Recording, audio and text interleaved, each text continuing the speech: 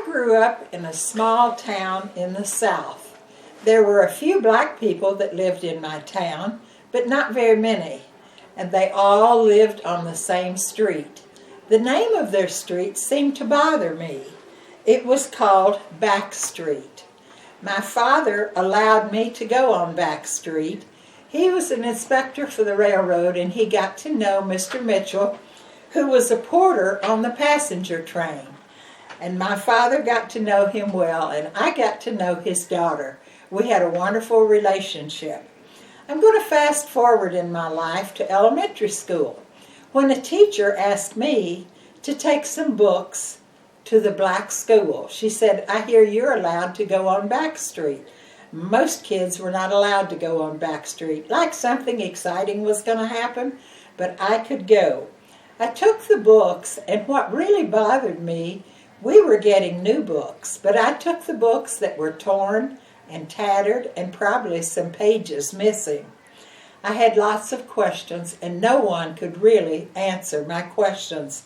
I grew up like many of us, going to church. I was baptized as a preteen, and what I was hearing in Sunday school just didn't answer my questions, and I continued to ask questions. I'm going to fast forward to college. Between my junior and senior year of college, I decided to volunteer to go into an experimental group to see if we could learn to live in community. We were going to work and study and share and live in community on a college campus in Texas. This was Jarvis Christian College, which is an all-black college, and this experimental group was through American Friends Service. Vanderbilt University was bringing in graduate students to study what we were doing. This was my first experience of living as a minority. We had Ikki Masamoto from Tokyo, Japan. We had a girl from Vienna, Austria. And my roommate, a white girl, was from New York City. And with this girl from the South, we had quite a bit of diversity between the two of us. I was not there very long until I developed a rash. I'm very sensitive to poison ivy. I knew what the problem was, and I knew that I had to see a doctor. I go into the director and ask to see a doctor. They gave me the phone book, and I proceeded to try to find a doctor. I would go down the list, and when I gave my address as being the university, they would say, "We don't have an appointment, there's no opening, cannot see you." No one would accept me. Finally, one doctor said, "Come on in." So I did. The director at the university gave me the car keys, some money, and the car to go to the doctor. I had to stop by the service station to get gas. That was what the money was for. Well, the service station owner met me outside, and he looked me in the face, and he said he could see the license plate on that car was from the university. So he said, "If you get gas here, you will pump it yourself." Well, in the 50s, women didn't pump gas. I didn't know how to pump gas. I had watched my father. Well, I decided there was no other way, and the first challenge was to find the gas tank, because on the little bug in the 50s, it was under the license plate. I found the gas tank, and I was pumping gas. I know that service station owner called these men. Suddenly, a pickup truck pulled up beside me, just as close as they could get. And three gentlemen, they were dressed as farmers. They started to take farm implements out of the back of the truck. I knew what a hoe was. I knew what a shovel was. I knew what a hay fork was, and I can still visualize that coming out of the truck. I was in fear for my life. They yelled at me, they cursed me, they called me everything unimaginable. Well, I got away from the service station, and I got to the doctor's office. I did get a shot. Then the doctor said to his nurse, "Bring Wilma back into the office." I went back to his office, and he said, "How are things going over at the university?"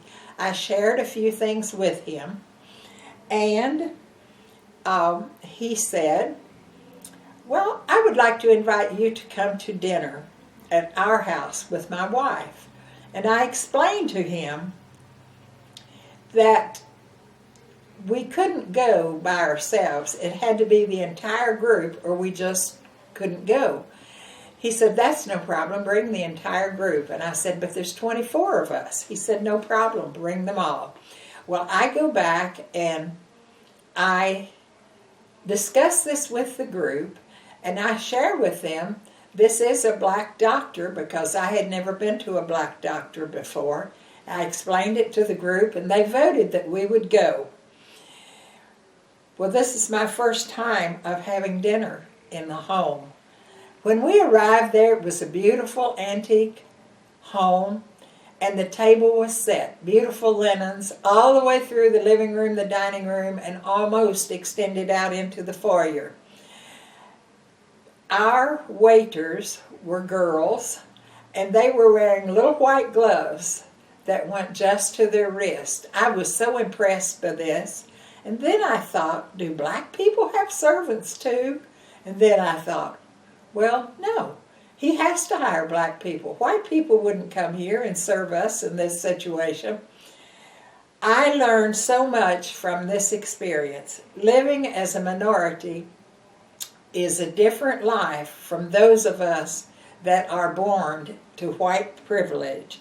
But this training did more for me as an individual, because after this I spent 35 years in education. And it helped me as I taught in an all-black school, an all-white school. I taught in a high-income school, and I taught in low-income school. In the 60s, I went through a riot at the high school where I taught. All of these experiences have helped me in my life. I have learned that I am never alone. Fear arrives, but it is prayer and faith that has brought me through. I pray every day as I go about the chores that I do now. Pray for the joys and also for the pain with some of my illnesses. What I feel is that we all have a mission, and as disciples of Christ, do you know what your mission is as a disciple? It could be next door, it could be down the street. But can your neighbors tell that you are a disciple in your everyday life? Everyone has a mission, and I am so thankful that you have allowed me to share a part of my life and my mission. Thank you.